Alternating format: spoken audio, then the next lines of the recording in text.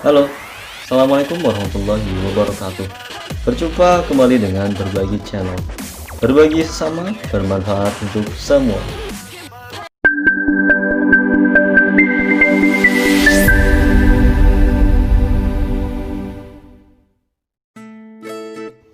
Nah, pada kesempatan kali ini kita akan belajar materi kelas 5, tema 3, subtema 1, pembelajaran 1.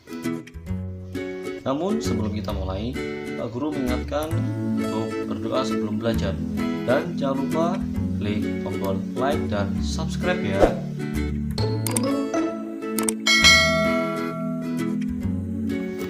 Tema 3, subtema 1, pembelajaran 1. Pernahkah kalian memakan makanan sehat seperti pada gambar ini? Makanan sehat baik untuk tubuh kita. Tubuh manusia mengolah makanan menjadi nutrisi yang bermanfaat bagi kesehatan dan pertumbuhan tubuh. Oleh karena itu, banyak iklan yang dapat kita temui di tempat-tempat umum yang menganjurkan kita untuk mengkonsumsi makanan sehat.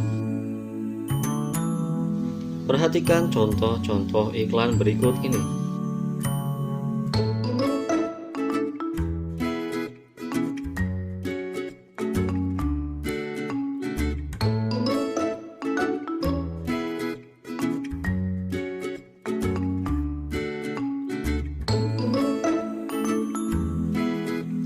Setelah kalian mengamati gambar iklan tadi, apa yang dapat kalian temukan?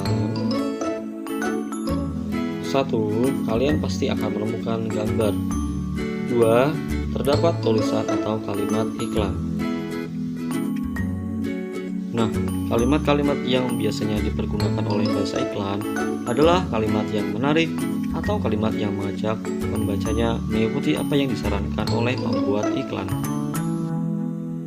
Selain itu, dalam sebuah iklan terdapat yang namanya kata kunci. Apa itu kata kunci? Lalu, apa saja ciri-ciri dari sebuah kata kunci? Kata kunci adalah kata atau ungkapan yang mewakili konsep yang telah disebutkan. Ciri-ciri kata kunci: 1. Terdapat dalam judul iklan. 2. Disebutkan pada awal iklan. 3. Kata kunci dapat dilihat pada gambar.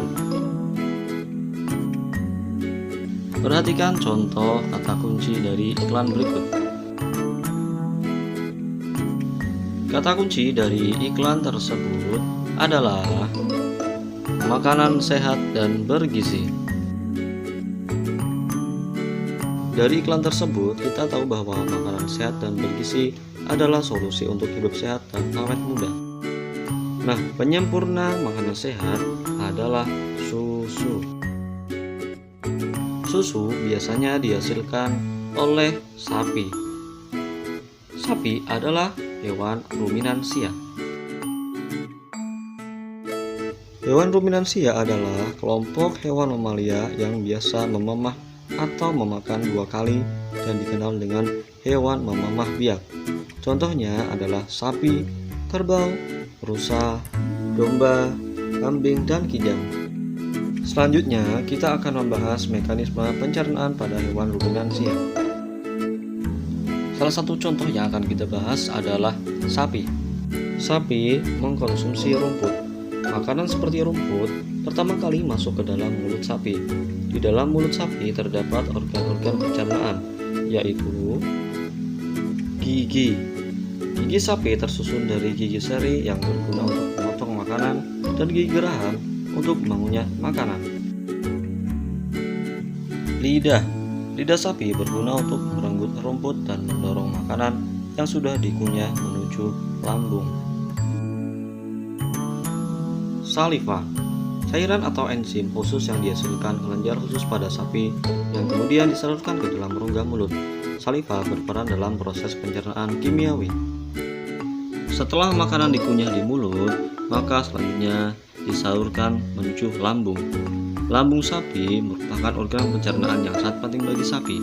Lambung sapi terdiri atas 4 bagian, yaitu rumen, retikulum, omasum, dan abomasum. Mari kita bahas satu persatu. Pertama, rumen atau disebut perut besar.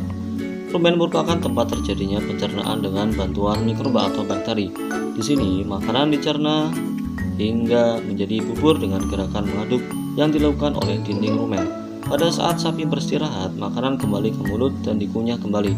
Setelah dikunyah, untuk yang kedua kalinya, makanan masuk ke retikulum atau perut jala. Kedua, retikulum atau perut jala. Di dalam retikulum, makanan kembali mengalami proses fermentasi dengan bantuan bakteri anaerob dan protozoa. Di dalam bagian perut ini terjadi proses absorpsi dan penyaringan benda-benda asing yang masuk bersama makanan sehingga tidak masuk ke omasum atau perut kitab. Ketiga, omasum atau perut kitab. Di dalam omasum, makanan dicerna dengan bantuan enzim pencernaan. Selanjutnya, makanan masuk ke abomasum. Keempat, abomasum atau perut masam. Perut bagian inilah yang sebenarnya disebut dengan lambung. Di sini, makanan dicerna dengan bantuan enzim pencernaan pepsin yang dihasilkan oleh abomasum. Nah, proses pencernaan pada hewan ruminansia atau sapi dapat dilihat pada diagram ini. Rumput dikunyah di mulut, kemudian disalurkan menuju ke rumen melalui esofagus atau kerongkongan. Dari rumen, kemudian dikembalikan lagi ke mulut dan dikunyah kembali. Setelah dikunyah untuk yang kedua kalinya, makanan masuk ke retikulum atau perut jala. Dari retikulum disalurkan menuju ke omasum. Setelah dari omasum, selanjutnya menuju abomasum atau perut masam. Nah, sampai di sini untuk pembelajaran kali ini. Sampai bertemu di pembelajaran selanjutnya dan tetap semangat belajar. Terima kasih. Assalamualaikum warahmatullahi wabarakatuh.